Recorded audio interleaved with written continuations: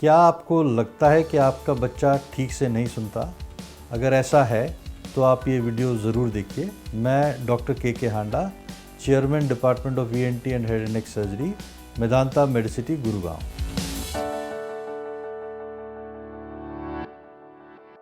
देखिए, बच्चों में कई बार सुनने में कमी होती है और ये माँ बाप के नोटिस में काफ़ी टाइम तक नहीं आती, पर जब तक आती है तब तक एक जो उसको ठीक करने का या रिहैबिलिटेट करने का टाइम निकल जाता है।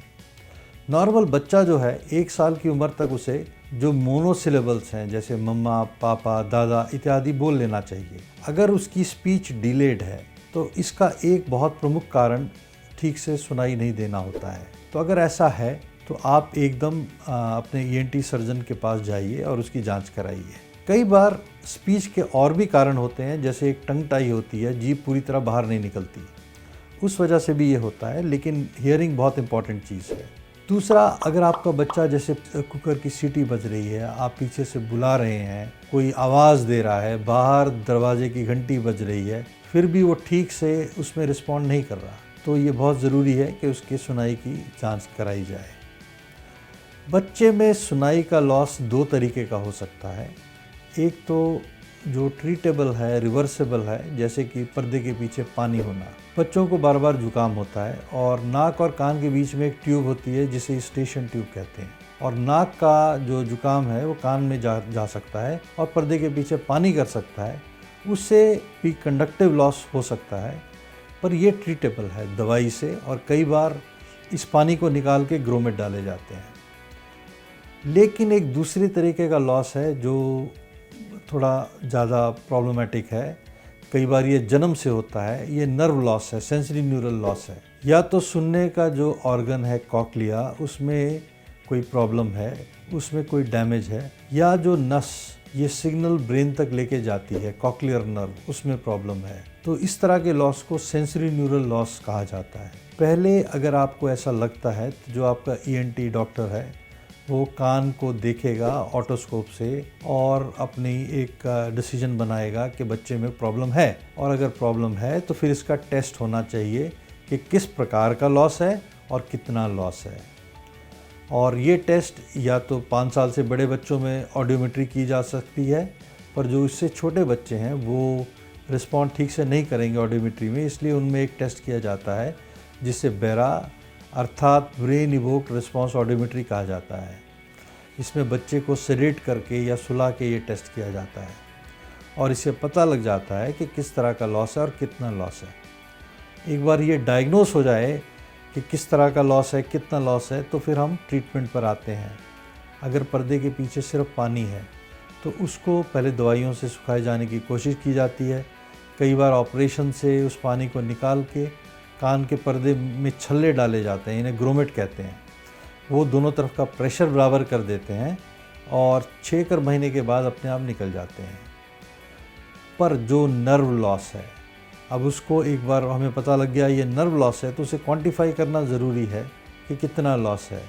30 डेसिबल्स है, 50 है या 70 है, या वो प्रोफाउंड लॉस है।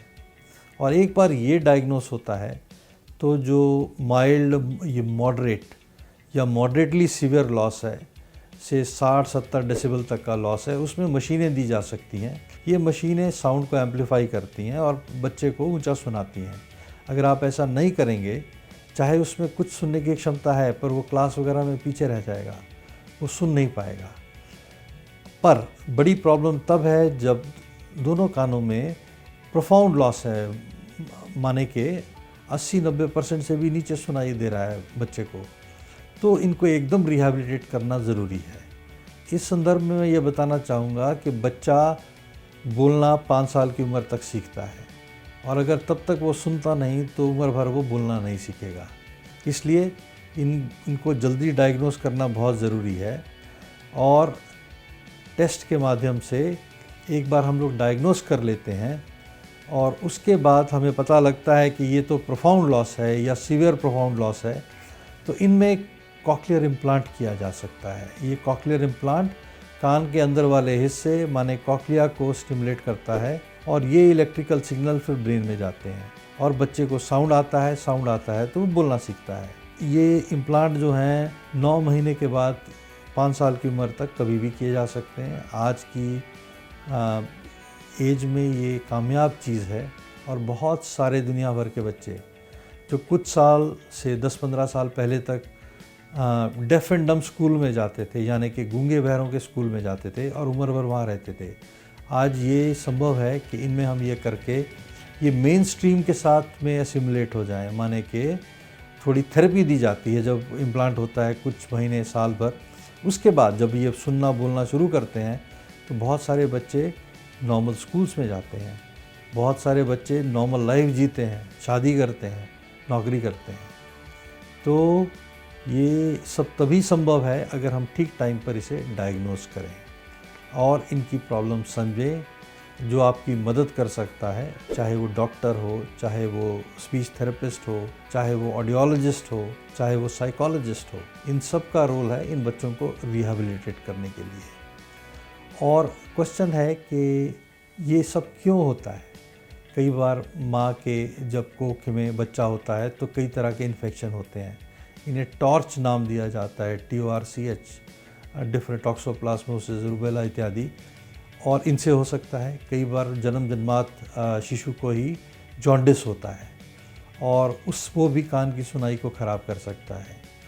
कई बार कोई इन्फेक्शन के लिए इन्हें इंजेक्शन लगाए जाते हैं, जैसे स्ट्रेप्टोमाइसिन, अमिकासिन, जेंटामाइसिन, और ये इन्फेक्शन भी सुनाई की क्षमता को ख़राब कर सकते हैं।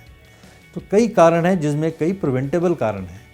तो अगर हम जागरूक हैं कि ये चीज़ें बच्चे की सुनाई को ख़राब कर सकती हैं, तो पेरेंट्स हैं, माएँ हैं, तो पहले से ध्यान रखें ताकि बच्चों को इस तरह के प्रॉब्लम में ना आना पड़े।